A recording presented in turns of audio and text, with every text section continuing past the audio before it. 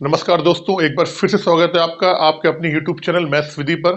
और आज मैं आपके लिए लेके आया हूं एसएससी जीडी के लिए टॉप 25 क्वेश्चंस। ये क्वेश्चंस वो क्वेश्चंस है जो आपके लिए आने वाले जो आपका एग्जाम अभी इस समय चल रहा है, आपका एग्जाम एसएससी जीडी का, ये उसके लिए मोस्ट इंपॉर्टेंट क्वेश्चन है। सारे मिसलेनियस है, आप पढ़ना और इन क्वेश्चनों को कहीं अपने आप जो आपका जो नोट्स बना के रखे हैं आपने, उनको कहीं नोट करना आप ये क्वेश्चन। चलते हैं अपने क्वेश्चन की तरफ। क्वेश्चन आपकी स्क्रीन पे आ रहा होगा। कह रहा है किसी वस्तु को बेचने पर एक आदमी को उसके विक्रय मूल्य के 25% के लाभ 25% के बराबर लाभ होता है, उसका लाभ प्रतिशत बताएं। तो आपको मालूम है, हम जब भी लाभ की गणना करते हैं हमेशा क्रय मूल्य पे करते हैं। जब भी लाभ की गणना की जाती है या हानि की गणना करी जाती है, क्रय मूल्य को वहां पे आधार बना के। लेकिन यहाँ क्वेश्चन में कह रहा है कि विक्रय मूल्य के 25% के बराबर लाभ हो रहा है। देखो 25% की अगर हम बात करें, फ्रैक्शन वैल्यू होती है 1/4। इसका मतलब क्या हुआ कि विक्रय मूल्य के 25% के बराबर लाभ होता है। 25% हो गया 1/4, यानी अगर 4 हमारा विक्रय मूल्य है तो ये क्या है, हमारा लाभ है।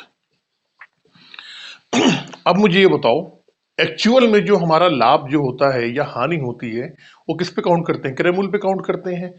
मुझे ये बताओ आप, अगर कोई चीज आप 4 रुपए में आपने बेची और 1 रुपए का आपको लाभ हो गया, तो आप उसको कितने में लेके आए होगे? आप 3 रुपए में लेके आए होगे, आपने 4 में बेची तभी तो 1 का लाभ हुआ होगा। तो हमें मालूम पड़ गया यहाँ पे सीपी कितना है आपका। सीपी है आपका यहाँ पे 3, और एसपी क्या है आपका? एसपी है 4। तो हमसे ये पूछ रहा है कि इस क्वेश्चन में उसका लाभ प्रतिशत क्या होगा। तो यहाँ से लाभ निकालना है, आप बड़ी आसानी से लाभ प्रतिशत निकाल सकते हो।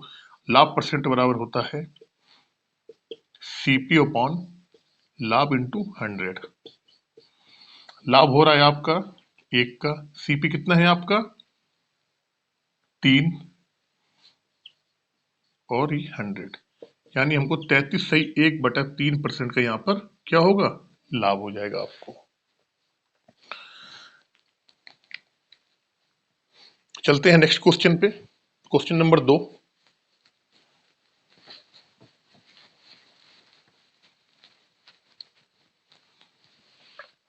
कह रहा है किसी वस्तु की 10% तथा 10% की दो क्रमवार मूल वृद्धियां एकल किसी एकल मूल वृद्धि के समतुल्य है। कह रहे कोई वस्तु है, उसमें पहली बार हमने क्या करा, उसके जो मूल है उसमें 10% की वृद्धि कर दी। फिर इसके बाद उसकी हमने क्या करा, फिर 10% की वृद्धि कर दी। कोई एक वस्तु आप लेके आए, आपको जब वो बेचनी थी तो पहले आपने उसका, बेचने से पहले पहले आपने उसका 10% रेट बढ़ाया, फिर आपने उसका दोबारा 10% का रेट बढ़ा दिया। तो टोटल जो उसके मूल्य में वृद्धि हुई है, एकल वृद्धि मतलब अगर 10-10% के 2 बार हम वृद्धि करेंगे तो टोटल मिला के कितनी वृद्धि हो जाएगी बताना है। हम मान लेते हैं, माना वस्तु का मूल्य 100 है। अब हमने 100 मान लिया, 100 मान लिया, तो 10% की पहली बार वृद्धि करेंगे तो क्या हो जाएगा इसका, फर्स्ट टाइम पे तो इसका 110% हो जाएगा। जब दोबारा हम करेंगे 10% की तो फिर भी 110% हो जाएगा। 110% निकाल लेंगे। ये पहली वाली वृद्धि है, ये दूसरी वाली वृद्धि है। ये 100 से 100 कट जाएगा, ये 2 जीरो से ये 2 जीरो कट जाएंगे। आप क्या क्या 121। हमें ये मालूम पड़ गया जो चीज 100 रुपए की थी, अब वो चीज 121 रुपए में हो गई है। क्यों? क्योंकि हमने उसमें पहली बार 10% की वृद्धि करी, फिर इसके बाद दोबारा हमने 10% की वृद्धि कर दी।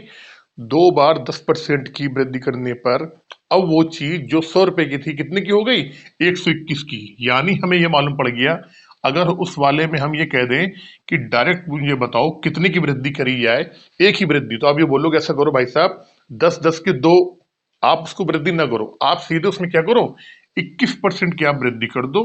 तो हमें दो वृद्धि नहीं करना पड़ेगा, एकल जो वृद्धि होगी कितने की होगी, 21% की। ये इस क्वेश्चन का आंसर है। चलते हैं नेक्स्ट क्वेश्चन पे। अच्छा, इस क्वेश्चन के एक दूसरा तरीका भी देख लो आप। इसमें हम ऐसा कर सकते हैं, बहुत से लोग इसको लगाते भी हैं। कैसे? वो होता है P+Q प्लस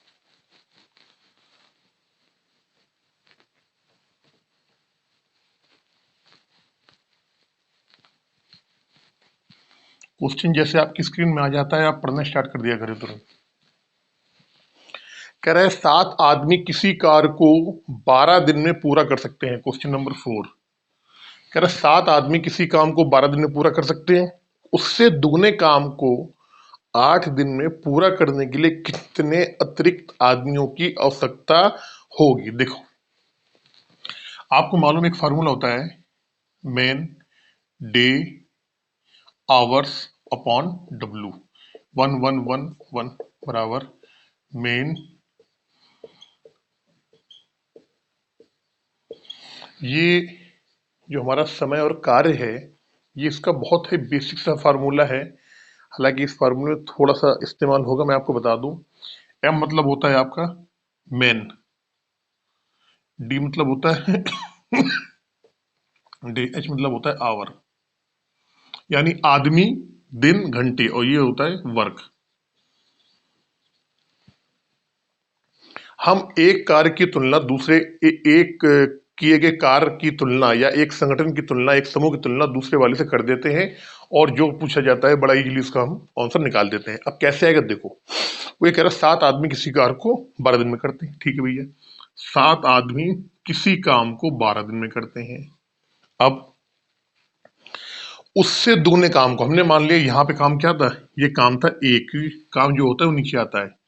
अब ये कह रहा है इससे दुगने काम को, दूसरी कंडीशन में क्या हो गया, उससे दुगना काम। अगर काम हमने यहाँ एक माना है, W1 एक है, तो W2 कितना हो जाएगा, दुगना काम, यानी 2 हो जाएगा यहाँ पे। उससे दुगने कार्य को 8 दिन में करने के लिए 8 दिन बोल दिया, यहाँ 12 दिन था, यहाँ कितना बोल दिया, 8 दिन। पूरा करने के लिए 8 दिन में पूरा करने के लिए कितने अतिरिक्त आदमियों की, बस जिस बंदे ने ये लाइन पकड़ ली, अतिरिक्त आदमियों की आवश्यकता होगी, वो ही क्वेश्चन कर पाएगा, नहीं तो क्वेश्चन वो गलत कर देगा। ये जो अतिरिक्त है ना, अतिरिक्त, एक्स्ट्रा, यही लाइन पकड़नी है आपको। वो ये कह रहा है, उसने ये नहीं पूछा है कि दुगने काम को 8 दिन में कितने आदमी कर सकते हैं, ये नहीं कह रहा है वो पूछ रहा है कितने अतिरिक्त आदमियों की आवश्यकता पड़ेगी। आपको मालूम है बहुत अच्छे तरीके से कि हमारे पास पहले आदमी कितने थे, 7 आदमी। तो 7 आदमी तो ये रहेंगे रहेंगे, लेकिन अब कह रहे हैं कितने, इसमें कितने आदमी और जोड़ दिए जाए, और एक्स्ट्रा मिला लिए जाए। तो हमने मान लिया भैया 7 में अगर आप मान लो एम आदमी, 7 आदमी थे ही थे, हमने एम और मान लिए, या आप एक्स मान लो, कुछ भी मान लो आप यहाँ पे। तो 7 प्लस एम, हमने माने 7 आदमी तो थे ही थे यहाँ पे, लेकिन एम आदमी अतिरिक्त और लगाने पड़ेंगे, तब जाके दुगने काम को 8 दिन में वो आदमी कर लेंगे। अब इसे काट पीट लो, कैसे कटेगा देखो आप, इसे काटो, 4 3 12, 4 दूनी 8, ये 2 से 2 कट जाएगा, ये हो जाएगा 7 का 21, यानी 7 प्लस एम बराबर 21। तो एम बराबर कितना आ जाएगा, 21 माइनस 7 बराबर 14, यानी हमें मालूम पड़ गया 14 आदमियों को और हमको लगाना पड़ेगा, तब जाके हमारा दोगुना काम 8 दिन में संपन्न हो जाएगा। अगर आप यहाँ पे 7 प्लस एम नहीं कर रहे हो, आप ना करो, कोई दिक्कत नहीं है। केवल आप डायरेक्टली अगर यहाँ पे केवल एम मान रहे हो, M2 मान लो आप, जब आप M2 को यहाँ करोगे तो आपका डायरेक्टली यहाँ से M2 क्या निकल के आएगा, M2 निकल के आएगा आपका यहाँ पे 21 21 आ जाएगा। लेकिन आपको मालूम है कि 7 आदमी तो पहले से लगे हैं, 7 आदमी तो पहले से लगे ही लगे हैं। कह रहा है कितने अतिरिक्त आदमी निकालने हैं, तो इस 21 में से 7 घटा देंगे तो आंसर वही आपका कितना आ जाएगा, 14 आ जाएगा।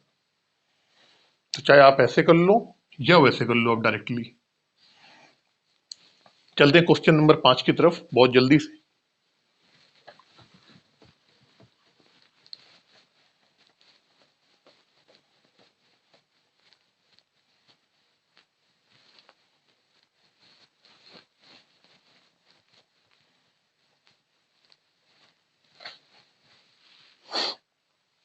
यदि ए की आय बी की आय से 50% कम है, तो बी की आय ए की आय से कितने परसेंट अधिक है। ठीक है भैया, देखो ये ए लिख दिया हमने यहाँ पे, और ये लिख दिया हमने बी। कह रहे ए की आय जो है बी की आय से 50% कम है। अगर हम बी की आय से 50% कम है, अगर हम बी को 100 मानेंगे, तो आपको मालूम 100 का 50% 50% ही होता है, तो डायरेक्टली हमें मालूम पड़ जाएगा अगर बी की आय 100 है तो ए कितनी हो जाएगी, 50 हो जाएगी। भाई परसेंटेज कितना होता है, अपने आप में 100% होता है, 50% कम कर रहा है। अगर बी की हमने 100 मान ली है तो ए की कितनी हो जाएगी, 50 हो जाएगी, क्योंकि 50% कम है। फिर ये कह रहा है तो बी की आय ए की आय से कितने परसेंट अधिक है। अब ये देखो, मुझे परसेंटेज जब भी निकालते हैं ना, जिससे तुलना करते हैं, जिसका जिसको आधार मानते हैं, हमेशा उसको नीचे रखते हैं। आपको ये तो मालूम है कि बी की आय ए की आय से कितनी अधिक है, 50 अधिक है अधिक। लेकिन परसेंटेज में पूछा गया है तो परसेंटेज कैसे निकालेंगे, देखो भैया 50 अधिक है और किसकी आय से पूछ रहा है, ए की आय से पूछ रहा है। बी जो है पूछा गया है बी की आय ए की आय से कितना अधिक है, 50 अधिक है। और किसकी आय से पूछा गया है, ए की आय से पूछा गया, ए कितनी है, 50 है। और परसेंटेज के लिए 100 लगा दो यहाँ पे, ये कट जाएगा तो क्या आएगा, 100% अधिक। कितना परसेंट अधिक है, 100%। ये हो जाएगा आपका आंसर। चलते हैं क्वेश्चन नंबर 6 में बहुत जल्दी से।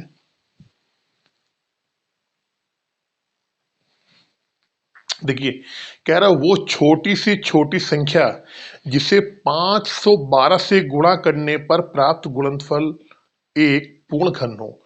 सबसे पहले तो क्या है, देखो आपको मैं बताऊं कि 512 जो है, 512 ये खुद, जो 512 है ये खुद किसका है, 8 का क्यूब है। किसका क्यूब है, 8 का क्यूब है। 88 64 होता है, 64 में फिर आपका 8 का गुणा करोगे, क्या होगा, 8 चौको 32, 51 512। तो 512 जो है वो ऑलरेडी ही 8 का क्यूब है। लेकिन ये कह रहा है कि छोटी से छोटी संख्या बताओ जिसमें इसका गुणा करा जाए और ये फिर से क्या हो जाए, एक पूर्ण घन संख्या बन जाए। तो आपको मालूम है कि इस 512 में जिसका भी हम यहाँ गुणा करेंगे वो ऑलरेडी क्यूब में ही होना चाहिए। वो संख्या ऑलरेडी क्यूब में होना चाहिए। क्यूब में संख्या क्या होती है, जैसे 8 हो गई, 3 त्रिका 9 तो 27 हो गई, 4 चौको 16 चौको 64 64 हो गया, 8 का 5 का 125 हो गया, 6 का 216 हो गया, 7 का 343 हो गया। इस तरीके से यहाँ पे उसी संख्या का हमें गुणा करना पड़ेगा जो ऑलरेडी क्यूब में होता है, पूर्ण घन है। और यहाँ पे अगर आप ऑप्शन की बात करिए, ऑप्शन दे रखे हैं 8 9 8 9 10 और 7। अब मुझे एक बात बताओ आप, सबसे छोटा जो क्यूब होता है वो कौन सा होता है। तो आप ये कहोगे सर सबसे छोटा तो क्यूब 1 होता है, लेकिन 1 का किसी भी संख्या में हम गुणा करेंगे तो कोई फर्क पड़ता नहीं, 512 आ जाएगा। और हमारा 1 और क्या है, ऑप्शन में हमको दिया भी नहीं हुआ है। 1 के बाद जो सबसे छोटा जो क्यूब होता है, पूर्ण घन होता है, वो संख्या कौन सी है, 8। क्योंकि अगर हम 2 का गुणा 3 बार करेंगे, 2 इंटू 2 इंटू 2 तो क्या हो गया, 8 हो गया। अब 3 का करेंगे, 3 इंटू 3 इंटू 3 तो क्या हो जाएगा, 27 हो जाएगा। 4 का करेंगे, 4 इंटू 4 इंटू 4 तो क्या हो जाएगा, 64 हो जाएगा। लेकिन छोटी से छोटी संख्या पूछी गई हमसे, तो मैंने आपको बताया कि 512 ऑलरेडी एक क्यूब है, पूर्ण घन है। अब हमको, अगर ये पूर्ण घन नहीं होती, अगर ये 512 पूर्ण घन नहीं होती, तब तो हम देखते कि हाँ जिसको पूर्ण घन में जितना बचाने की जरूरत पड़ रही है, अगर 2 13 होता मान लो आप, अगर ये संख्या यहाँ पे अगर आप 2 से भाग दो इसको तो ये आ जाएगा 25 और 6। अगर मान लो सवाल में 256 दिया होता कि 256 को किस संख्या से गुणा करें कि ये पूर्ण घन हो जाए, तो हमें मालूम है 256 पूर्ण घन तो है नहीं। क्या करते, हमें मालूम पड़ जाता कि जब उसकी फैक्टर करते हैं आप, तो 2 का जो जोड़ा है ना वो केवल 2 तक ही बनता, तीसरा नहीं बनता। तो हम क्या करते हैं, इसमें 2 को गुणा कर देते हैं, तो क्या होता है, पूर्ण घन बन जाता है ऑलरेडी। लेकिन 512 ऑलरेडी पहले से ही पूर्ण घन है, तो हमें क्या करना है, इसमें छोटी संख्या पूर्ण घन क्या है, 8 है। तो यहाँ पे ये हो जाएगा, हमको 8 से इस संख्या में गुणा कर देंगे 512 से, तो हमारा क्या हो जाएगा, पूर्ण घन बन जाएगा। तो इसका जो करेक्ट जो आंसर है इसका वो क्या आएगा, 8। 8 से गुणा करेंगे तो हमारा पूर्ण घन बन जाएगा। क्वेश्चन 8 आएगा, आंसर 8 आएगा इसका। चलते नेक्स्ट क्वेश्चन पे।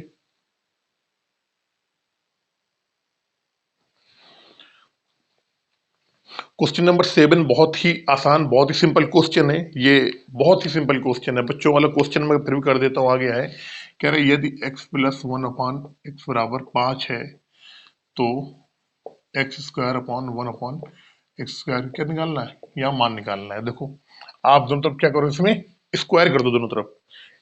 स्क्वायर करेंगे अगर यहाँ से ये स्क्वायर कर दिया, ये कर दिया, तो ये हो जाएगा x square upon 1 upon x square plus 2 x into 1 upon x, और इधर करेंगे कितना हो जाएगा 25 पचम 25।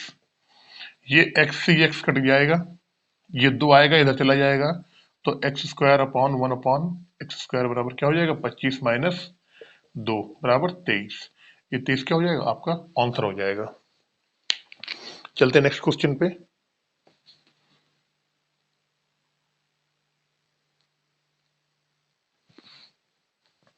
क्वेश्चन है 7 क्रमागत संख्याओं का औसत 20 हो तो उन संख्याओं में सबसे बड़ी संख्या क्या है। इस क्वेश्चन को करवाने से पहले थोड़ा सा मैं आपको औसत के बारे में जानकारी दे रहा हूं। देखो जब भी क्रमागत शब्द आ जाएगा, जब भी क्रमागत शब्द आएगा, ठीक है ना, क्रमागत क्या होती है, जैसे आप मान लो क्रमागत होती है 2 3 4 5 8 10 4 5 6 सॉरी 10 11 12 13 14 15, या मान लो आप यहाँ से 6 7 8 9 10 11। क्रमागत मतलब लगातार चलने वाली कोई भी संख्या में उसमें गैप नहीं होगा, एक का डिफरेंस रहेगा, वो क्रमागत संख्याएं होती हैं। अब अगर मैं आपसे एक बात कहूं, सिंपल सी बात, अगर मैं ये कहूं कि मुझे बताओ 1 2 और 3 का औसत बताओ आप, तो आप तुरंत बच्चे वाला अगर आप दिमाग लगाओगे आप तुरंत कह दोगे सर 1 2 3 क्रमागत है, और जो औसत होता है हमेशा क्या होती है बीच वाली संख्या होती है, तो 1 2 3 का जो औसत है वो क्या आ जाएगा 2 आएगा। आप बहुत जल्दी से बोल दोगे। फिर मैंने कहा चलो अच्छा ठीक है, ऐसा करो 5 6 7 8 और 9 का बताओ। आपने कहा अच्छा सर ये मैं भी बता दूंगा बहुत जल्दी। मैं ऐसा करूंगा 2 मैंने यहाँ छोड़ी 2 यहाँ छोड़ी, बीच वाली संख्या क्या होगी 7, इसका कितना आ गया 7 आ गया।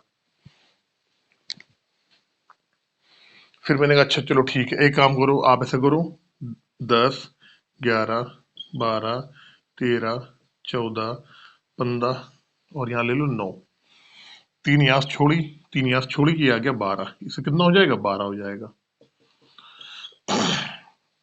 औसत का जो फार्मूला होता है, औसत जब निकालते हैं हम, तो औसत क्या होता है, औसत होता है कुल संख्याओं का योग बटे कुल संख्या, कुल संख्याओं का योग बटे कुल संख्या। अगर हम पहले वाले की बात करें तो यहाँ कितना होगा 1 2 3 3 2 5 और 6, 6 बटे संख्या कितनी है 1 2 3 संख्या है, 3 का भाग दे दिया 2 आ गया।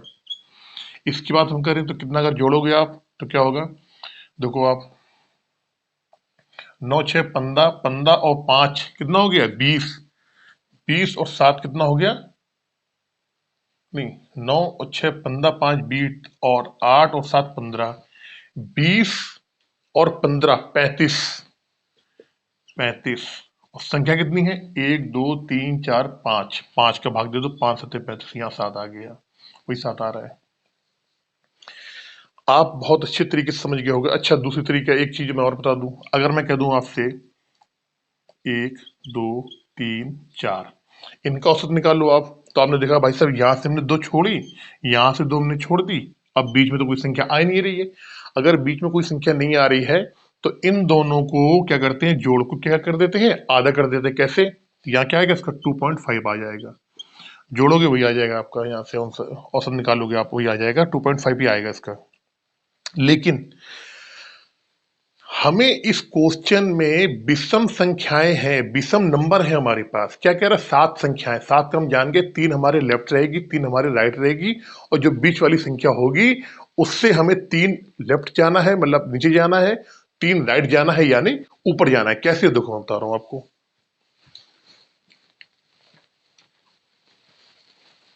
उसने ये बोला है क्वेश्चन में कि 7 विषम संख्याओं का औसत, 7 क्रमागत संख्याओं का औसत 20 है। हम ये मालूम पड़ गया कि औसत 20 है, तो 3 संख्याएं इधर आई होंगी 3 संख्याएं इधर गई होंगी। कैसे, 20 के ऊपर आ जाओ 21 22 और 23, और 3 नीचे आओगे तो नीचे वाली हमसे पूछ ही नहीं गई उसने। अगर हमसे ये कहता कि सबसे छोटी संख्या बताओ तो क्या करते हैं आप, इससे नीचे आओ 19 फिर 18 फिर 17, तो 17 तो हो जाएगी सबसे छोटी संख्या, और सबसे बड़ी संख्या क्या हो जाएगी 23।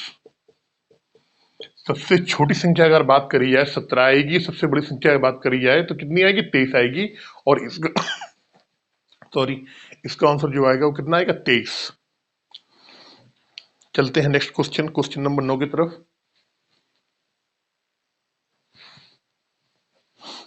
कह रहा राहुल और उसके पिता की आयु आयुओं का अनुपात 3:8 है।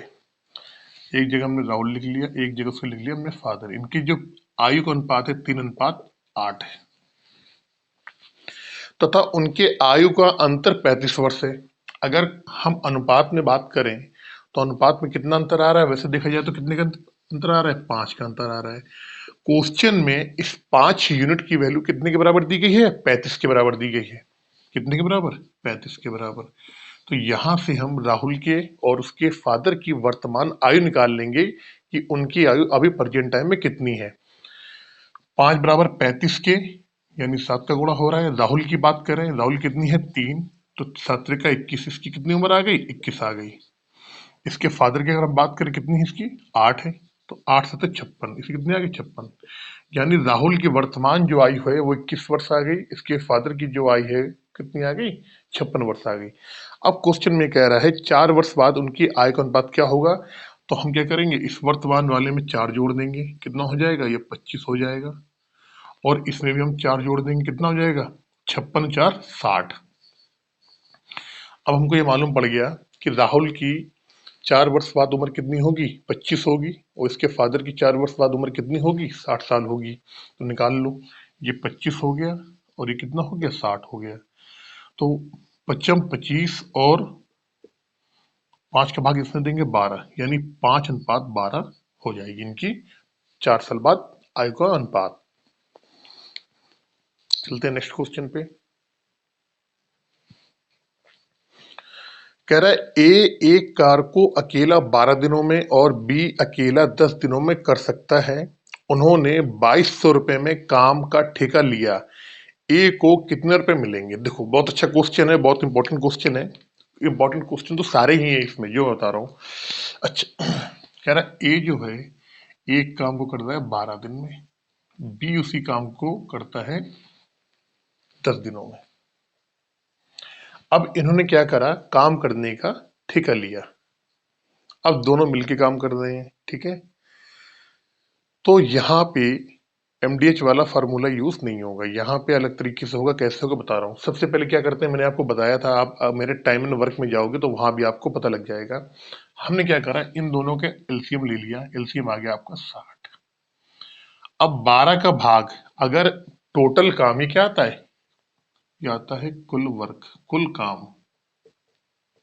अगर हमने ये मान लिया कि कुल काम 60 है और ए 12 दिन में करता है, तो ए एक दिन में कितना काम करता होगा, तो आप बोलोगे भाई साहब 5, और बी कितना करता है, तो चक्कर 60।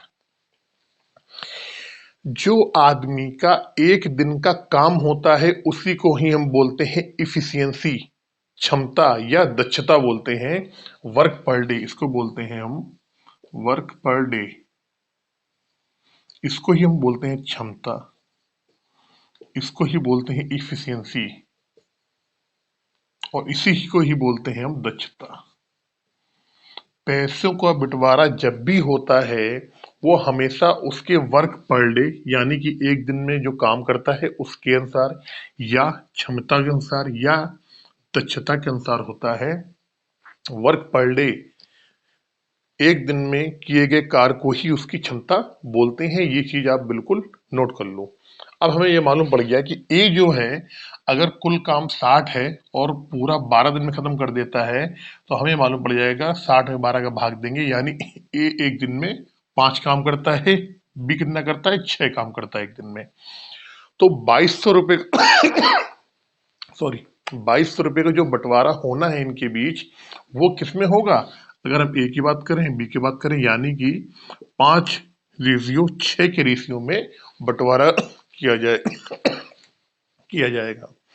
आपको मालूम है अगर ए को 5 रुपए मिल रहे हैं, बी को 6 मिलेंगे, 6 5 कितना हो गया 11। इस 11 की वैल्यू कितने के बराबर होगी? 2200 रुपए के बराबर होगी। क्वेश्चन में पूछा क्या ए को कितने रुपए मिलेंगे, तो ए को कितने मिल रहे हैं 5, 11 बराबर कितने के 2200 के, तो 5 बराबर कितने किया जाएगा, कर लो आप, 2200 बटे 5 इंटू 11 और ये 5, 11 दूनी, यानी कि ए को कितने मिलेंगे 1000 रुपए। ए को टोटल जो है वो 1000 रुपए मिलेंगे।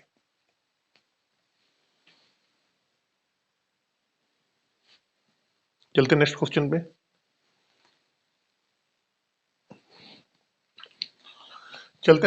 पे।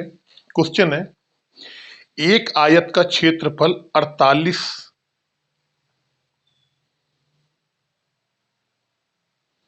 मीटर क्यूब है। मीटर स्क्वायर होता है, क्यूब तो नहीं आना चाहिए, मीटर स्क्वायर होता है, ये गलत छपा है इसमें। एक आयत का क्षेत्रफल 48 मीटर स्क्वायर है और इसकी लंबाई इसकी चौड़ाई की 3 गुनी है। आयत का परिमाप ज्ञात करो। देखो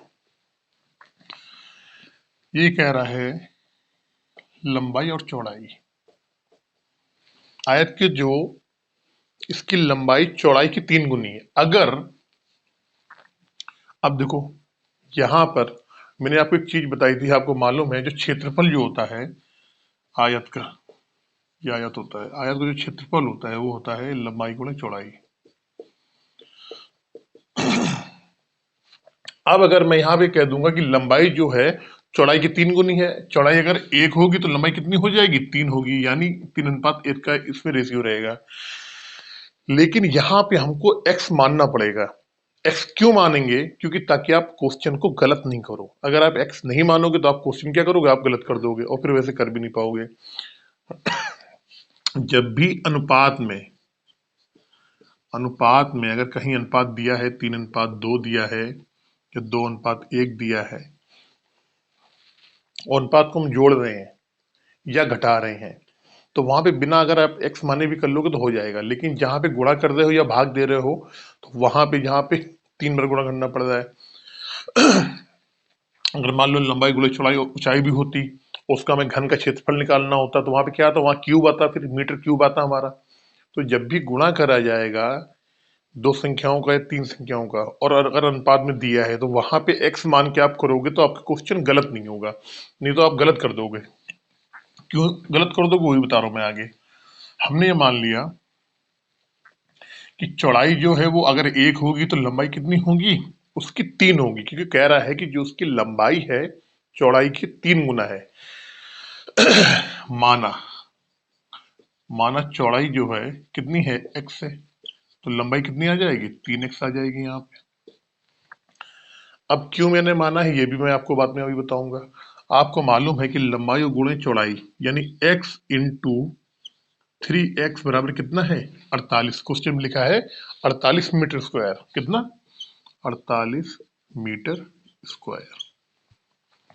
इसका करेंगे तो क्या हो जाएगा 3x स्क्वायर बराबर 48। सॉल्व करेंगे तो x स्क्वायर कितना आ जाएगा 16 आएगा। यहाँ सॉल्व करेंगे तो x बराबर कितना आ जाएगा, ये आ जाएगा 4। x बराबर 4 आ गया। हमने माना था कि चौड़ाई कितनी थी x थी, तो यह इसकी चौड़ाई कितनी आ जाएगी 4 आ जाएगी। लंबाई कितनी मानी थी 3x मानी, तो कितनी हो जाएगी 4×3 = 12। अब जो आयत आया था हमें मालूम पड़ गया कि अगर इसकी चौड़ाई 4 है तो लंबाई कितनी आ गई इसकी, ये 12 आ गई। ये लंबाई होगी, ये चौड़ाई हो गई आपकी। आयत का परिमाप या किसी भी का परिमाप कभी पूछे ना, तो जो भी उसका पूरा राउंड अबाउट है उसको आप क्या करो, जोड़ दो। आयत की परिधि बोल दो या परिमाप बोल दो। ये 12 होगी तो ये भी 12 हो जाएगी, ये 4 है तो ये भी 4 हो जाएगी। इन सभी को आपस में जोड़ दो। 12 12 24 और 4 दूनी 8 यानी 32। या फिर परिमाप का एक फार्मूला होता है, फार्मूला क्या होता है 2 लंबाई में धन चौड़ाई। 2 लंबाई कितनी है 12, इसकी चौड़ाई कितनी है 4, 2 × 12 = 4, 16, 16 दूनी 32। या तो ये फार्मूले से आप कर लो, ये यहाँ पे ऐसे जो है, या फिर इनको चारों को जोड़ दो तो भी आपका 32 ही आएगा, और यही क्या होगा, 32 आपका आंसर होगा। चलते नेक्स्ट क्वेश्चन पे।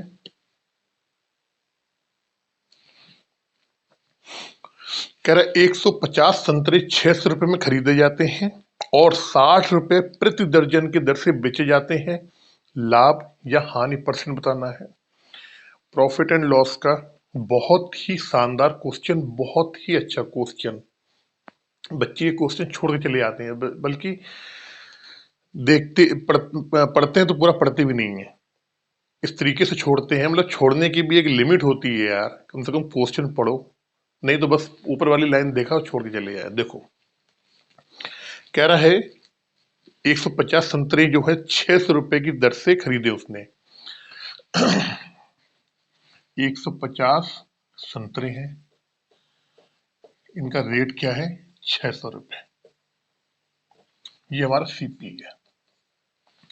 मुझे एक बात बताओ, अगर 150 संतरे 600 रुपए की के खरीदे तो एक संतरे का एक संतरे का क्या मूल्य होगा, एक संतरे का मूल्य, एक संतरे का सीपी। आप कहोगे सर ऐसा करो 600 रुपए में 150 का भाग दे दो, यानी 4 रुपए। तो हमें मालूम पड़ गया एक संतरे का जो कॉस्ट प्राइस है, क्रय मूल्य है, कितना है, 4 रुपए है।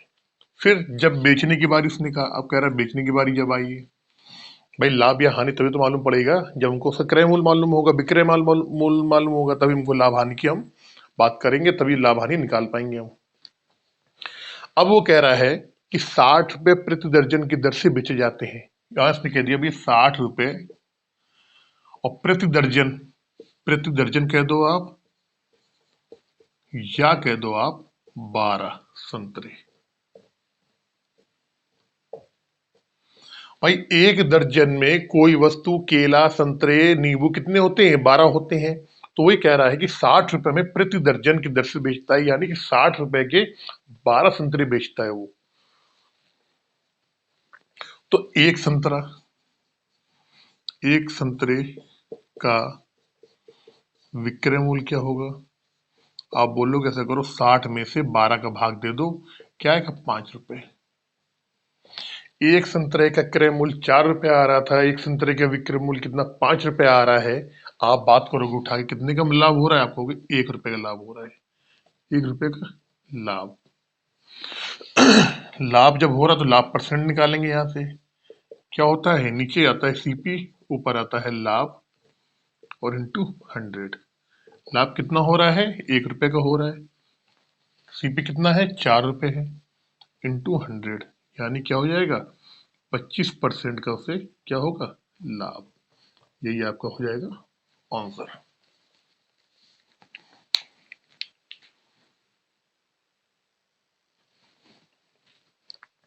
Next question number 13।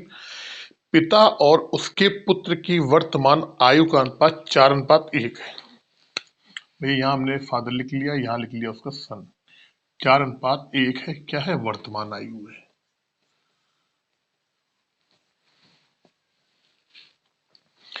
5 वर्ष पहले उनकी आयु 7:1 के अनुपात में थी। ठीक, हमने लिया ये 7:1।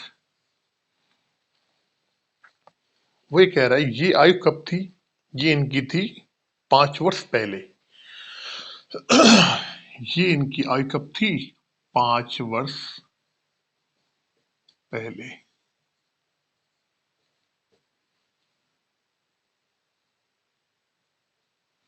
अब मुझे एक बात बताओ आप, अब ऐसा तो नहीं हो सकता है कि केवल हम बेटे की बात करें 5 वर्ष पहले की, या पिता की बात ना करें। जब दोनों के अनुपात दे दिए 5 वर्ष पहले का, इसका मतलब ये है कि पिता की भी बात कर रहा है वो, और बेटे की भी बात कर रहा है। दोनों की आयु 5 वर्ष पहले क्या थी, 7:1 के अनुपात में थी। मैंने अभी जो मेरा जो वैसे जो चैप्टर चल रहा है आर एस अग्रवाल में, उसमें मैं आपको रेशियो प्रोपोर्शन पढ़ा रहा हूँ, अनुपात समानुपात। मैंने आपको एक थ्योरी बताई थी आपको बहुत अच्छे तरीके से कि जब भी किसी अनुपात में सेम अमाउंट जोड़ा जाए या घटाया जाए और उसके बाद कोई एक नीचे रेशियो आता है, तो हमें क्या करना होता है, हमें इन दोनों के डिफरेंस को, क्या होता है जो यहाँ डिफरेंस होता है उसको हमें क्या करना पड़ता है, बराबर करना पड़ता है। मैंने आपको बताया भी है। कैसे, अगर 4 और 1 का डिफरेंस देखा जाए तो यहाँ कितना आ रहा है, 3 आ रहा है। 7 और 1 का डिफरेंस देखा जाए कितना आ रहा है, यहाँ पे ये आ रहा है 6 आ रहा है। तो हमको इस डिफरेंस को बराबर करना है। यहाँ इनका अनुपात कितना, अंतर कितना आ रहा है, 6 आ रहा है, यहाँ कितना आ रहा है, 3 आ रहा है। अगर हमको ये डिफरेंस बराबर करना है 3 और 6 को, तो ऊपर वाले में यहाँ पे हमको गुणा करना पड़ेगा, यहाँ पे 2 का गुणा करना पड़ेगा। जब हम 2 का गुणा गुणा यहाँ करेंगे तो कितना आएगा, 4 दूनी 8 और 2 एकम 2। आप समझ के नहीं समझे, आपको समझ में आई नहीं आई? भाई मैंने ये बताया आपको, एक मैंने थ्योरी बताई थी, अगर x अनुपात y है और ये है यहाँ पे e अनुपात b, अगर इसमें सेम अमाउंट जोड़ा जाता है या आप कहे तो घटाया जाता है और a अनुपात b आता है, तो हमें क्या करना पड़ता है, इन दोनों का अंतर, इन दोनों का अंतर और इन दोनों के अंतर को क्या करना पड़ता है, यहाँ पे ये बराबर करना पड़ता है। बराबर है तो कोई दिक्कत नहीं, अगर बराबर नहीं है तो बराबर करना पड़ेगा, क्योंकि सेम अमाउंट जोड़ी जा रही है या सेम अमाउंट घटाई जा रही है। तो यहाँ पे दोनों में 5-5 वर्ष पहले की बात कर रहे थे, यहाँ भी 5 वर्ष पहले है, यहाँ भी 5 वर्ष ये पहले, 5 वर्ष पहले।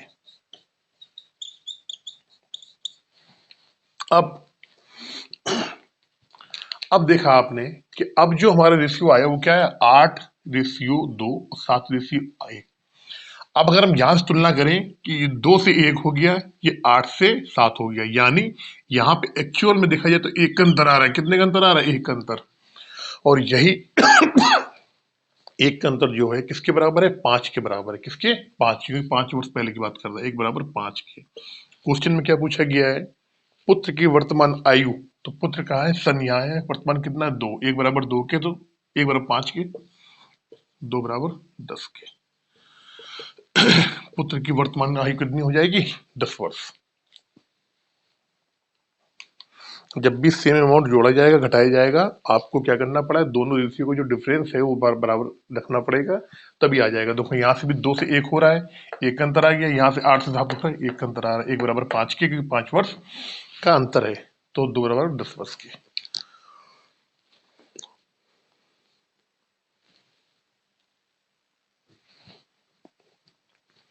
क्वेश्चन नंबर 14 कह रहा है, एक कार 54 किलोमीटर प्रति घंटे की गति से एक निश्चित दूरी को 7 घंटे में तय करती है। 60 घंटे में कार की जो चाल है वो कितनी है, 54 किलोमीटर प्रति आवर, और जो टाइम दे रखा है आपका वो कितना 7 घंटे। तो जब चाल दिया हो, टाइम दिया हो, तो दूरी निकाल लेते हैं, क्या करते हैं, दूरी। और दूरी क्या होगी, इन दोनों क्या करेंगे, गुणा कर देंगे। तो 54 में इंटू 7, 7 चौको 28, 7 35 36 37, यानी 378 किलोमीटर दूरी है टोटल। अब ये क्वेश्चन में कह रहा है, यदि समान दूरी मतलब सॉरी 378 ही, यदि समान दूरी को 6 घंटे में तय करने के लिए कार की चाल कितनी होनी चाहिए, तो भैया दूरी आ गई 378 किलोमीटर, और आपको मालूम है कि चाल क्या होता है, चाल बराबर क्या होती है, दूरी बटे समय। दूरी यही रहेगी 378, और समय कितना है आपका, अब उसने कह दिया अब 6 घंटे में तय करनी, कितने घंटे में, 6 घंटे में, तो 6 का भाग दे दो, 6 चरंग 36, 36 18, यानी 63 किलोमीटर प्रति घंटा उसकी चाल अब होनी चाहिए।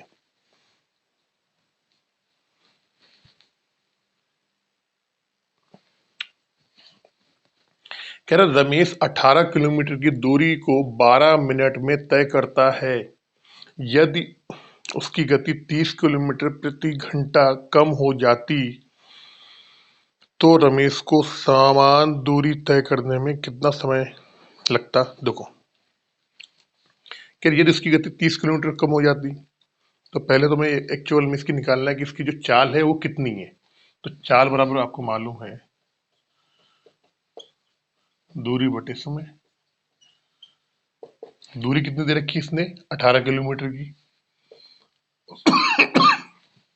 समय कितना दे रखा है, 12 मिनट। लेकिन होशियार,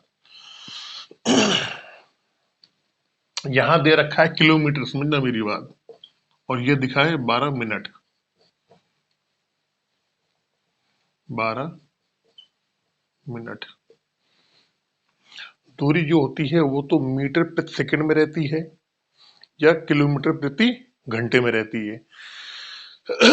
तो हमें क्या करना पड़ेगा, ये 18 तो ऐसा रहेगा, लेकिन इस 12 मिनट को घंटे में बनाने के लिए यहां पर 60 का भाग देना पड़ेगा, क्योंकि एक घंटे में कितना होता है, 60 मिनट होता है। तो हमको मिनट से घंटा बनाना है, तो क्या करेंगे, इसमें 12 का यहाँ भाग देना पड़ेगा। जब ऊपर सॉल्व करोगे तो ये आ जाएगा 18 बटे 12, इस 60 ऊपर चला जाएगा, 12 पंचे 60, 18 पंचे 90, यानी कि 90 किलोमीटर प्रति घंटा उसकी चाल है।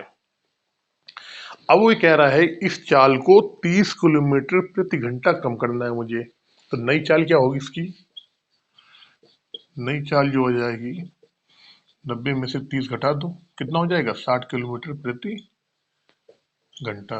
जो नई चाल आ गई वो हमारी कितनी आ गई, 60 किलोमीटर प्रति घंटा।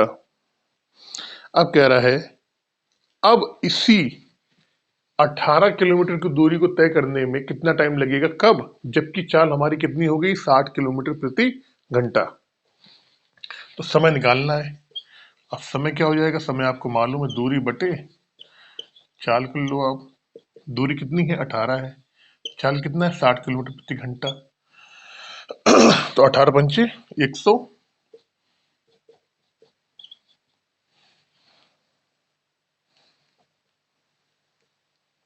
इसे काट लो आप, ये कट जाएगा, तीछंग 18, 10 छक्का 60 में, यानी 3/10 घंटे में। अब अगर इस घंटे की जगह आपको मिनट में चेंज करना है तो क्या करो आप, यहाँ पे 60 का गुणा कर दो आप, 60 मिनट, 10 छक्का 60, यानी कि 18 मिनट। कितना आ जाएगा, 18 मिनट। ये हो जाएगा आपका आंसर। चलते नेक्स्ट क्वेश्चन पे।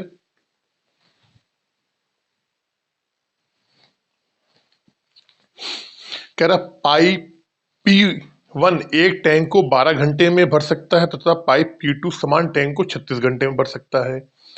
पाइप P1 तथा P2 दोनों मिलके टैंक का 1/3 भाग कितने घंटे में भर सकते हैं। देखो बहुत अच्छा क्वेश्चन है। देखो क्वेश्चन नंबर कितना है आपको, 16। कह रहा है एक पाइप है P1, वो किसी टैंक को कितने घंटे में भर रहा है, 12 घंटे में। और एक पाइप है P2, वो उसी टैंक को वो घंटे कितने में भरता है, 36 घंटे में। सबसे पहले क्या करेंगे, टैंक की क्षमता निकालेंगे कि टैंक की आखिर कितनी क्षमता है, उस टैंक में कितना पानी आएगा। तो अब क्या करो, इन दोनों का एलसीएम निकाल लो। अब एलसीएम निकालने का एक तरीका, बहुत बेहतरीन तरीका मैं आपको बता सकता हूँ। इसके फैक्टर करो, 2 दूनी 4, 4 तिहाई 12। पहले वाला आ गया ना, 2 दूनी 4, 4 तिहाई 12, ऊपर वाला आ गया, छोटा वाला आ गया, ठीक है। और इसके देखो 36 लाना है, तो 2 दूनी 4, 4 तिहाई 12 और 12 तिहाई 36।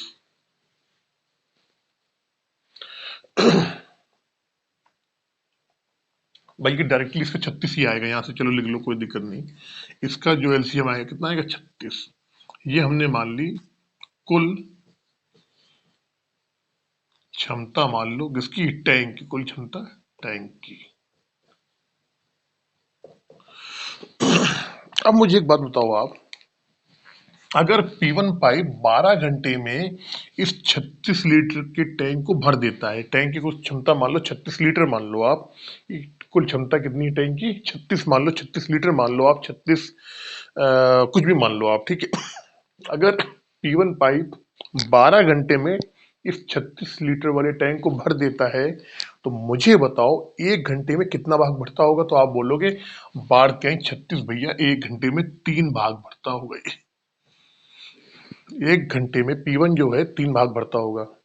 P2 की बात करें, अगर ये 36 भाग 36 घंटे में ही भर देता है, तो इसका मतलब 1 घंटे में कितना भाग भरता होगा? 1 भाग। P1 का 1 घंटे में 3 भाग भरता है, P2 जो है वो 1 घंटे में 1 भाग भरता है। अब चलते हैं क्वेश्चन में, आगे क्या कह रहा है? आगे ये बोल रहा है पाइप P1 तथा P2 दोनों मिलकर, अब दोनों टैंकों को एक साथ मिला देगी, टैंक का 1/3 भाग कितने घंटे में भर सकते हैं? मुझे बताओ। कुल जो क्षमता है टैंक की, हमने मान लिया वो 36 है, इसका 1/3 भाग कर दो, तो 36 का 1/3 भाग करोगे कितना आ जाएगा? 12। अब जो ये 12 है ना, इसको ही P1 और P2 मिलके ही भरेंगे, तो ये पूछ रहा है कितने घंटे में भरा जाएगा। तो मुझे एक बताओ पहले आप, P1 और P2 की अगर हम बात करें तो ये मिलके कितने भाग भरते हैं? P1 P2 का 4 भाग, 4 भाग भरता है 1 घंटे में। भाई एक 3 भाग और 1 भाग, ये दोनों को मिला देंगे, अगर दोनों एक साथ चलेंगे तो 4 भाग कितने घंटे में भरेंगे? 1 घंटे में। और भाग कितना है यहाँ पे? अब 12 भाग। कितना भाग है? 12 भाग, क्योंकि कह रहा है 1/3 भाग, तो 12 भाग कितने घंटे में भरेंगे? सिंपल सी बात है, यहाँ पे 4 के भाग दे दो 3 घंटे में। भाई एक बात बताओ मुझे, 4 भाग भरते हैं 1 घंटे में, अगर 12 भाग भरना है तो कितने घंटे में भरेंगे? 3 घंटे में भरेंगे। यही आपको आंसर हो जाएगा, 3 घंटा। ये क्या हो जाएगा? आपको आंसर हो जाएगा।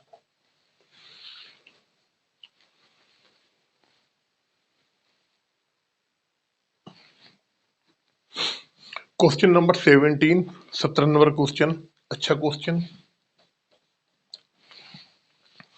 किसी परीक्षा में 93% छात्र पास हुए तथा 259 छात्र फेल हुए, परीक्षा देने वाले छात्रों की कुल संख्या कितनी थी? ठीक, देखो भैया कह रहा पास जो परसेंटेज है वो है 93%। जब 93% लोग पास हुए होंगे तो फेल कितने होंगे? बहुत आसानी से आप बता सकते हो भैया, 7% क्या होंगे? फेल हुए होंगे। फिर ये कह रहा है कि 259 छात्र फेल हुए। अब फेल वाले कितने? 7% है, और है ये वाकई में कितने हैं? 259। तो 7% की वैल्यू किसके बराबर हो जाएगी? 259 की। फिर ये कह रहा है परीक्षा देने वाले छात्रों की कुल संख्या आपको मालूम है 100% होती है, तो 100% निकाल लो। 60% बराबर कितने की? 259 की, तो 100% कितना आएगा? 259/7 इंटू 100, 7 3 का 21, 7 7 49, यानी कि कुल जो विद्यार्थी थे कितने थे? 3700। ये हो जाएगा आपका आंसर।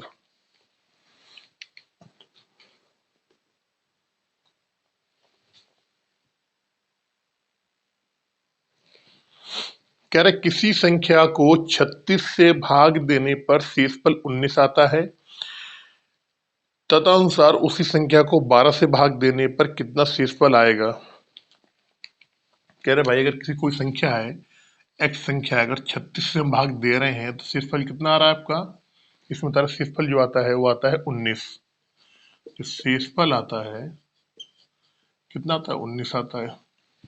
अब कह रहा है अगर इसी संख्या को हम x संख्या को ही कितने से भाग दे दे? 12 से भाग दे दे, तो शेषफल क्या आएगा? ये जो शेषफल है यहाँ पर क्या आएगा? यही हमसे पूछा गया क्वेश्चन में। एक बार बताओ मुझे आप, 36 से जब हम भाग दे रहे थे संख्या में तो शेषफल कितना आ रहा था? 19 आ रहा था। अब जरा बहुत गौर से सुनना आप, ये जो 12 है ना, अगर उस संख्या में 36 का भाग जा रहा था तो उस संख्या में 12 का भी भाग जाएगा ही, क्योंकि क्या है? 12 जो है 36 का क्या है? एक गुणनखंड है। क्या है? एक गुणनखंड है। अगर उस संख्या में 36 से भाग जा रहा था तो 12 से भी भाग उस संख्या में जाएगा, जाएगा ही, हर हालत में जाएगा। तो जब 36 से भाग देने में 19 शेष आ रहा था तो 12 से तो जाएगा जाएगा, और 12 के देने पे भी जो 19 आ रहा था शेषफल, यानी जब 12 से भाग हम दे देंगे तो ऐसे करेंगे 19, तो 12 एकम 12, यानी क्या आएगा 7। तो शेषफल कितना आ जाएगा 7 आएगा। ये 7 क्या होगा आपका आंसर हो जाएगा।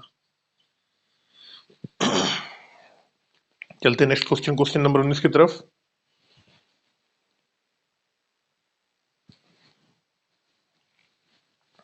कह रहे एक पार्टी में 10 लोग हैं, प्रत्येक आदमी ने एक दूसरे से केवल एक बार हाथ मिलाया। पार्टी में मौजूद आदमियों ने कितनी बार हाथ मिलाया?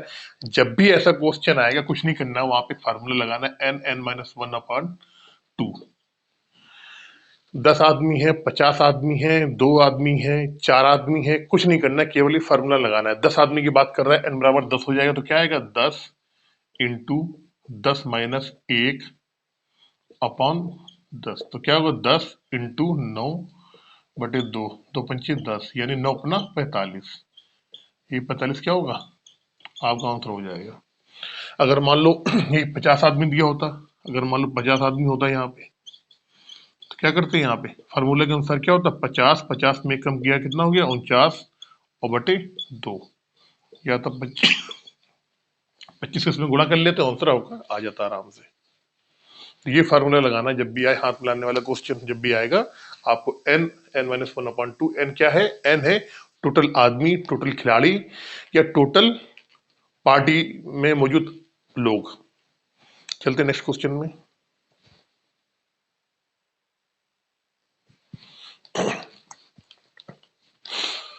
कह रहा एक पंखे को 1200 रुपए में बेचकर रमेश 200 रुपए की हानि उठाता है, कितने में बेचने से उसे 10% का लाभ होगा? देखो भाई, यहां पर 1200 में बेच रहा है तो क्या है, इसका सेलिंग प्राइस है 1200 रुपए।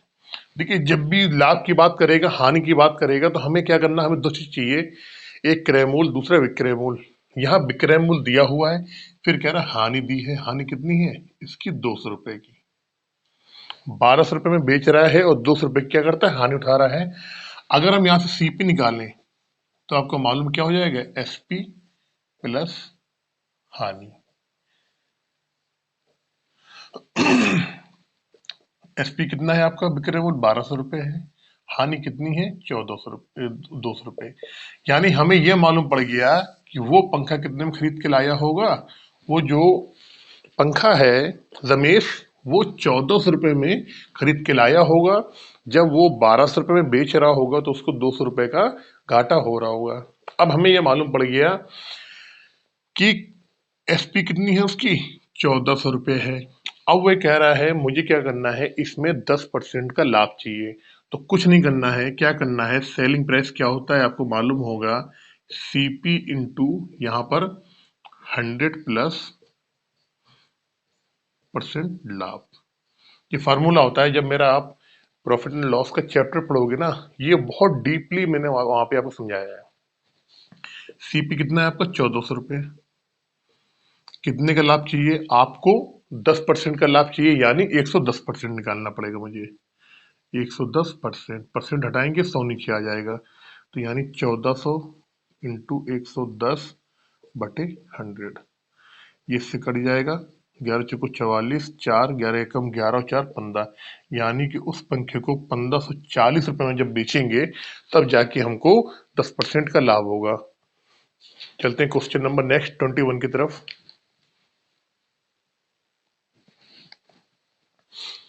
ये अनुपात उसका लासा और मासा क्वेश्चन है। क्वेश्चन नंबर 21, 1/3, कर 1/3, 2/9, 5/6 और 4/27 का क्या निकालना है आपको, लासा निकालना है। देखो जब भी आपको फ्रैक्शन यानी बटे में कोई क्वेश्चन दिया हो, उसका लासा निकालना या मासा निकालना है, तो जो चीज निकालने के लिए बोलता है वो चीज तो ऊपर रहेगी, और बाकी जैसे लासा के लिए बोला है ना, तो हम क्या करेंगे, ऊपर वाले का लासा निकालेंगे। इसका क्या होगा, इसका आएगा अंश का लासा बटे हर का मासा। ये क्या होता है? ये हमारा फार्मूला है। अगर ये जो हमारे पास चार जो दिए गए हैं बटे जो हमारे पास चार फ्रिक्शन है, अगर इनसे हमसे पूछ रहा लासा निकालना है तो क्या करेंगे? ऊपर वाले का, ऊपर मतलब अंश, अंश का क्या हो जाएगा? लासा हो जाएगा। और जो नीचे वाले हैं उनका क्या हो जाएगा? मासा हो जाएगा। अब क्या करना है आपको यहाँ पे? एक दो पांच चार, क्या? एक दो पांच और चार क्या हो जाएगा? क्या लासा निकालेंगे। और नीचे वाले क्या है? तीन नौ छह 27। तीन नौ छह और 27 क्या निकालेंगे? मासा। मतलब ऊपर वाले का लासा और नीचे वाले का मासा। ये माँ लिखा है, कहीं आप लोग गलत कर दो इसको देख के। ये माँ है, ये ला है। तो मुझे एक बात बताओ, एक दो पांच चार का लासा निकालना है तो लासा निकालने के लिए क्या करोगे आप? इनका यहाँ से देखते होगे, बड़ा ही आसानी से आपको दिख रहा होगा। एक दो चार पांच का लासा यहाँ कितना आ जाएगा? लासा वो होती है, वो छोटी से छोटी संख्या जिससे ये तीनों संख्याएं क्या हो, उससे डिवाइड हो जाए। तो दो चार पांच का जो लासा आएगा वो आप ऐसे भी निकाल सकते हो। यहाँ पे वो आएगा आपका, पांचों को 20 आएगा। वो कितना आएगा? 20 ऊपर वाले का। नीचे वाले का निकालना है मासा। तो वो बड़ी से बड़ी संख्या जो इन चारों संख्याओं को काट दे, तो बड़ी से बड़ी संख्या कौन सी है? तीन ही है, जो तीन नौ छह 27 को पूर्णतः विभक्त कर दे। कितना आ जाएगा? तीन आ जाएगा। इसको और अगर हम थोड़ा सा सॉल्व करेंगे, ऑप्शन में हम देख लेता हूं, तो 20/3 ही ऑप्शन में लिखा है, तो 20/3 ही हमारा क्या हो जाएगा? आंसर आंसर हो जाएगा। देखो लासा मैं बता रहा हूँ, लासा वो छोटी से छोटी संख्या जिसको ये चारों अंक काट दें। समझना मेरी बात, लासा क्या होता है? वो छोटी से छोटी संख्या जिसको एक दो पांच और चार डिवाइड कर दें। मासा क्या होता है? वो बड़ी सी बड़ी संख्या जो इन चारों को काट दे। ऊपर वाले में तो ये संख्याएं काट रही थी उसको, लेकिन नीचे वाले में वो जो संख्या है वो इन चारों को काटेगी। ये बहुत, जब मैं लासा मासा पढ़ाऊंगा आपका तब समझ में आएगा आपको। चलते क्वेश्चन नंबर 22 की तरफ बहुत जल्दी से। क्वेश्चन में दिया है कि इसको सॉल्व करना है। बहुत ही सिंपल क्वेश्चन है, सीजीडी के लायक भी क्वेश्चन नहीं है, लेकिन चलो कई बार आ जाता है। पहले इसको सॉल्व करेंगे। आपको मालूम है कि 12 का स्क्वायर जो होता है वो 144 के बराबर होता है। तो इसके नीचे क्या लिखेंगे? यानी हम ये कह सकते हैं 144 जो होता है किसके बराबर होता है? 12 के बराबर होता है। 12 में 52 जोड़ेंगे हम। अगर हमने 52 यहाँ जोड़ दिया इसमें, तो दो दो दूनी चार, छह छह 64, यानी √64 आ जाएगा। यहाँ समझना, √64 बराबर होता है 8 के। तो हमने जब सॉल्व करेंगे इसको यहाँ पे, तो 248 प्लस √52 प्लस 12, इसको जब करेंगे हम तो 248, ये आपका हो जाएगा 64। 64 किसका होता है? 8 का स्क्वायर होता है 64। तो हम क्या करेंगे यहाँ से, देखो 248 प्लस 8, 8 किसमें जोड़ेंगे? 8 दूनी 16 की 6, 5 2, ये होता है 16 का स्क्वायर। तो 16 क्या हो जाएगा? हमारा आंसर हो जाएगा।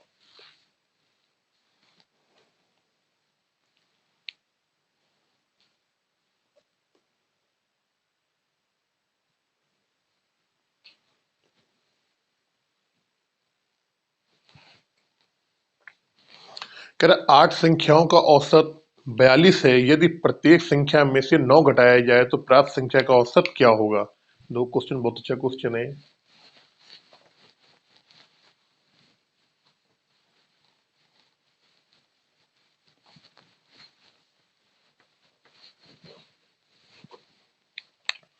कह रहा 8 संख्याओं का औसत कितना है? 42 है। 8 संख्याओं का औसत 42, और प्रत्येक संख्या में कितना घटाया जाए? 9 घटाया जाए। तो पहले तो मैं आपको दिखाऊंगा जो आप बेसिक आप करते हो कैसे। तो हमें अगर निकालना 8 संख्याओं का औसत है 42, तो 42 में इंटू हम क्या करते हैं? 8 करते हैं। तो 8 दूनी से 86 लगा, 8 को 32 से 33।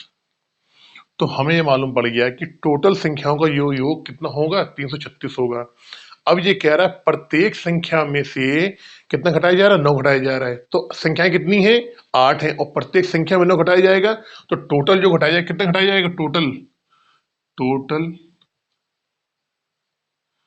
टोटल घटने वाला योग वो कितना हो जाएगा। टोटल संख्याएं कितनी है, 8 है, और हर में 9 घटाया जा रहा है, तो 8 नवैया 72।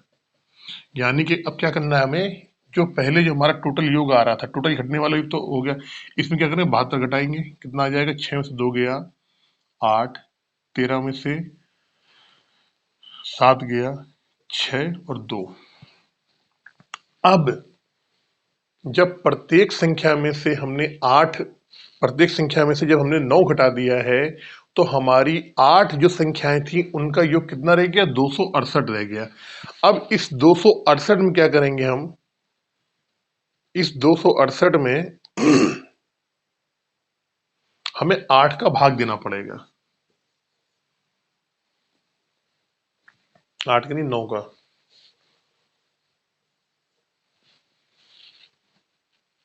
8 का, सॉरी 8 संख्याएं हैं, 8 संख्या, प्रत्येक संख्या में कितना घटाया जा रहा है, 9, 8 का। तो 8 त्रिका 24, और ये कहीं ना कहीं गलत हो रहा है मेरा, 42 है, 8 दूनी 16, 6 से लगेगा, 8 चौको 32, 1 33, 9 घटाया गया 9 72, 6 में से 2 गया 4 आएगा ये, और 13 में से 7 गया 6, 264, 8 त्रिका 24 और 8 त्रिका 24, यानी कि नई संख्या का जो औसत कितना आ जाएगा, 33 आएगा। तो ये तो हो गया आपका बेसिक, लेकिन आपको क्वेश्चन पेपर में इस तरीके से नहीं करना है, आपको क्या करना है, वहां लगानी शॉर्ट ट्रिक। एक बताओ मुझे आप, अगर 8 संख्याओं का औसत 42 है, और प्रत्येक संख्या में, बहुत गौर सुनना मैं क्या बताना चाह रहा हूं आपको, और प्रत्येक संख्या में यदि हम 9 घटाते हैं, जब प्रत्येक संख्या में 9 घटाएंगे, हर संख्या जितनी संख्या 9 घटा रहे हैं, तो उनके औसत में भी 9 की ही कमी आएगी। इस चीज को आप नोट कर लो। अगर 8 संख्याओं का औसत 42 है और प्रत्येक संख्या में हमने 9 घटा दिया, सारी संख्याओं में 9 घटा रहे हैं, तो डायरेक्टली उनके औसत में कितना कमी आ जाएगी, उनके औसत में भी 9 की कमी आ जाएगी, क्योंकि वो बोल रहा है कि प्रत्येक संख्या में से हमको 9 घटाना है। तो आपको मालूम है ये 42 है, और 42 में डायरेक्ट आप 9 घटा दो, कितना आ जाएगा, 33। यहीं पर एक लाइन में ही आपका आंसर आ गया, और ये क्या होगी, आपकी शॉर्ट ट्रिक। ये आ गई आपकी शॉर्ट ट्रिक, और ये तो आपको मैंने बताया बेसिक। चलते हैं नेक्स्ट क्वेश्चन, क्वेश्चन नंबर 24 में।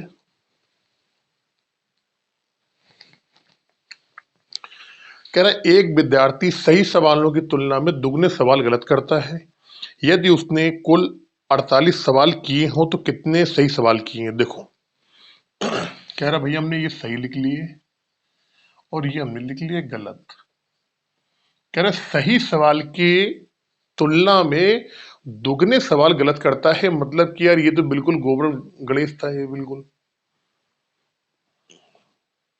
ये आदमी इतना पागल था, बिल्कुल नहीं पढ़ता था कि इसने क्या करा है कि सही की तुलने में दुगने सवाल गलत करता था। अगर एक सवाल सही है तो दो सवाल क्या हो जाएंगे, गलत हो जाएंगे, क्योंकि सही की तुलना में दुगने सवाल गलत करता था। फिर ये कह रहा है यदि उसने कुल 48 सवाल किए हों, मुझे बताओ एक सवाल सही करा है, दो गलत करे हैं, इन दोनों का रेशियो है, अगर हम बात करें तो टोटल कितने हो गए, दो और एक तीन, तीन सवाल हो गए। क्वेश्चन में इस 3 यूनिट की, 3 इकाई की वैल्यू कितनी दे रखी है, 48। कितनी, 48 के बराबर है 3 की। तो हमसे पूछा गया है कितने सवाल उसने सही किए, सही वाले कितने हैं, एक, 3 की वैल्यू 48 की, तो एक कितनी आ जाएगी, 16, यानी 16 सवाल जो उसने हैं वो सही किए हैं, यही आपका आंसर हो जाएगा। चलते हैं नेक्स्ट क्वेश्चन पे।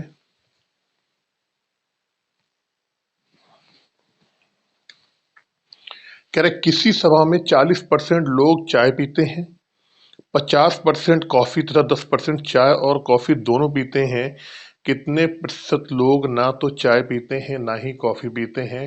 इसको जो वेन डायग्राम बनाते हैं, उससे सॉल्व करते हैं कैसे। हमने पहले, मैं आपको समझाने के लिए बता रहा हूँ, मैं तो इसको डाइट भी कर दूंगा लेकिन आपको समझाने के लिए हमने एक कर लिया, यहाँ पे बना दिया, क्या बोल रहा है, चाय का। ये हमने बना दिया चाय का, और ये हमने बना दिया कॉफी का, कॉफी। हमसे बोल रहा है 40% लोग, 40% जो लोग हैं वो क्या करते हैं, चाय पी रहे हैं, और 50% लोग क्या पीते हैं, कॉफी पीते हैं। लेकिन एक कंडीशन उसने और भी डाल दी, कह रहा 10% ऐसे लोग हैं जो दोनों पीते हैं, तो 10% कहाँ ले जाएंगे। तो हमें ये मालूम है कि 40 में से 10% ऐसे हैं जो दोनों पीते हैं, मतलब वो यहाँ भी रहेंगे और वहां भी रहेंगे। और कॉफी में भी 10% लोग ऐसे हैं जो कि दोनों चीज पीते हैं, चाय पीते हैं और कॉफी पीते हैं। भाई 10% लोग जब बात 10% की बात कर रहा है, तो इन दोनों में से क्या करना पड़ेगा, 10-10% माइनस करके हमको लिखना पड़ेगा। कैसे, देखो, जो मेन जो बनेगा वो बनेगा आपका ये 10% हो गया, ये कौन सा है, चाय वाला है, और ये है कॉफी वाला। अब आपको ये मालूम है कि ये जो चाय वाला आ रहा है, ये वाला, ये ये आ रहा है, कितना है, ये है पूरा चाय वाला। चाय वाले पूरे बंदे कितने हैं, 40% है, और 10 हमने इसमें वो रखे हैं जो चाय वाले भी हैं, कॉफी वाले भी हैं। तो मुझे बताओ आप, चाय वाले कितने थे, पूरे 40% थे। जब 10% यहाँ रह गया तो 30% यहाँ बचा होगा, आपका तो हाँ बचा होगा। कॉफी वाले कितने थे, पूरे 50% थे। 10% जब हमने इसको यहाँ ले लिया तो यहाँ कितने बचे होंगे, 40 बचे होंगे। अब अगर हम ये बात करें, क्या केवल चाय या केवल कॉफी, केवल चाय, केवल कॉफी, या चाय और कॉफी